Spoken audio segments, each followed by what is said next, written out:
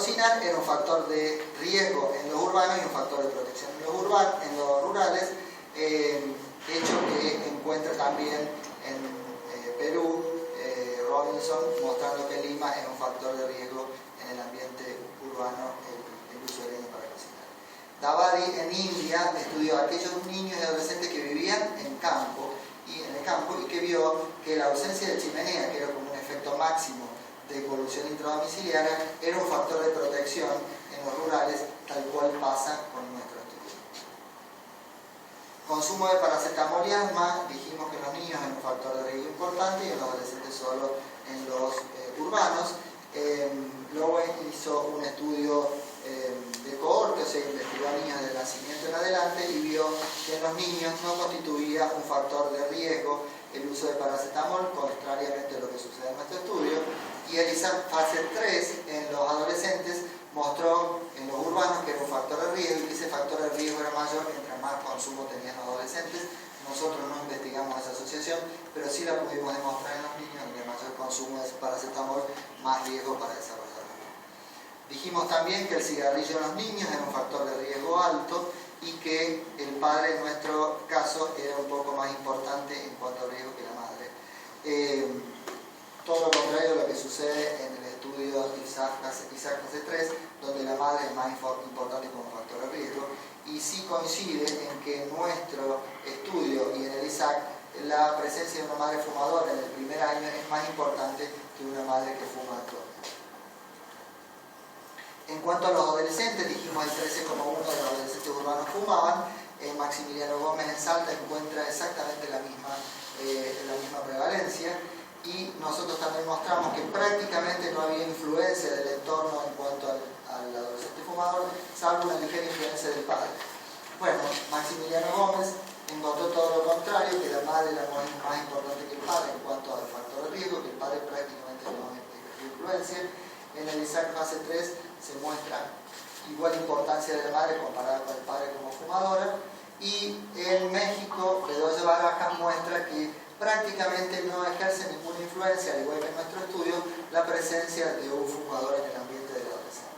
Ahora, cuando el adolescente es el fumador, nuestro riesgo fue de 1,39 y el riesgo encontrado por Maximiliano Gómez en Argentina, en Salta, fue de 1,80. O sea que el adolescente en el ambiente urbano, cuando es fumador, es un factor de riesgo para desarrollar.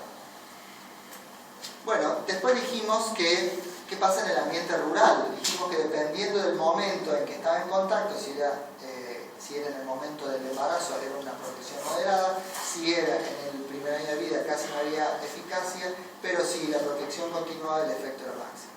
Algo similar encuentra Dawes en Nueva Zelanda, donde dice que la exposición prenatal es importante como un factor de protección en los rurales, pero si esa exposición continúa, esa protección es máxima.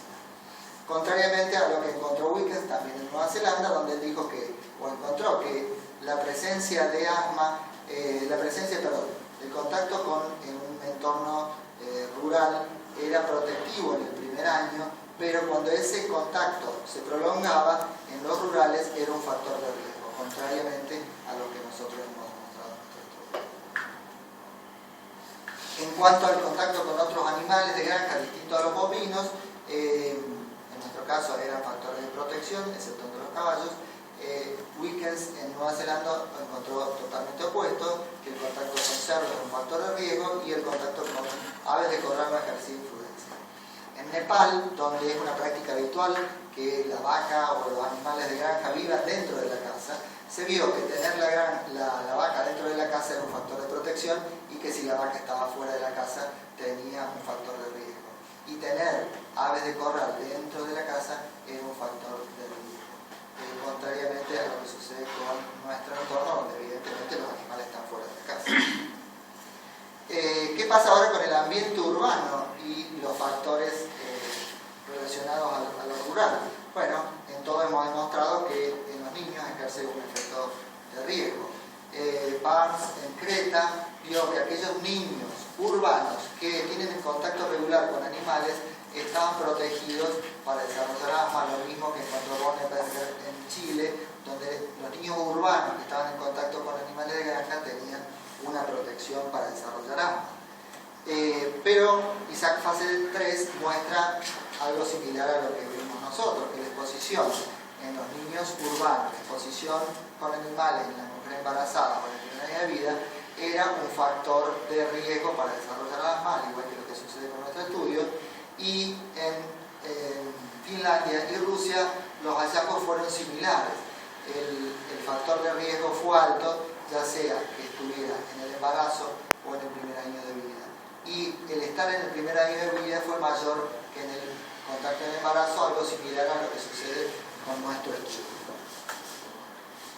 Dos palabras para explicar una cosa que es la hipótesis de la higiene y el asma y la relación con nuestro estudio. Bueno, en el año 1989, David Strahan publicó en el British Medical Journal un artículo en el que pone por primera vez en el tapete por qué en los países subdesarrollados, en los que tenían poca higiene o había más hermanos en el contacto habitual del niño y que vivían en un ambiente más sucio, tenían menos enfermedades alérgicas que aquellos que vivían en ambientes mucho más pulcros, más cuidados en los países desarrollados. Y él dijo que eso lo bautizó como hipótesis de la higiene. En los últimos años se ha debatido bastante si la hipótesis de la higiene es válida o no en la actualidad. En nuestro estudio podemos llegar a suponer que los estudios están acorde con la hipótesis de la higiene, porque, por ejemplo, si bien no es un dato que lo haya publicado, en el ambiente rural hay más hermanos que en el ambiente urbano. El contacto con animales en los rurales es un factor de protección.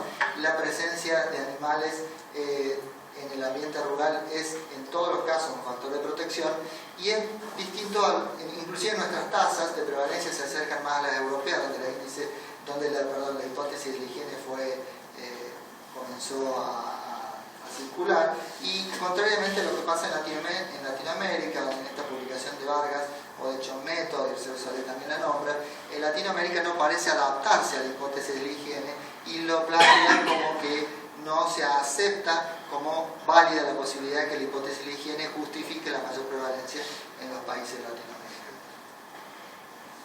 Para concluir, la hipótesis planteada en el presente trabajo pudo ser corroborada en los adolescentes que viven en el ambiente rural y concurren a escuelas rurales, quienes tienen una prevalencia significativamente menor de asma, rinoconjuntivitis alérgica y eczema que quienes viven en el ambiente urbano de San Francisco. En los niños, en cambio, solo la rinoconjuntivitis alérgica fue significativamente menos prevalente en el ambiente rural que en el urbano. Lo contrario sucede con el asma y el eczema atópico. Las comorbilidades del asma, rinoconjuntivitis alérgica y eczema fueron significativamente más frecuentes en el ambiente rural que en el urbano. Las enfermedades alérgicas, asma, rinoconjuntivitis alérgica y eczema atópico, están subdiagnosticadas en el ambiente urbano y en el rural, tanto en niños como en adolescentes. El consumo frecuente de algunos alimentos como pescado de mar, verduras, margarinas, leche no pasteurizada, al igual que la vida en el campo y el contacto con animales de granja y silos con cereales en los rurales fueron factores de protección para asma. El sobrepeso, la obesidad, el uso de leña para cocinar, el consumo de paracetamol, el contacto con humo de cigarrillos, la vida urbana y el contacto con animales y silos con cereales en los urbanos fueron factores de riesgo para asma.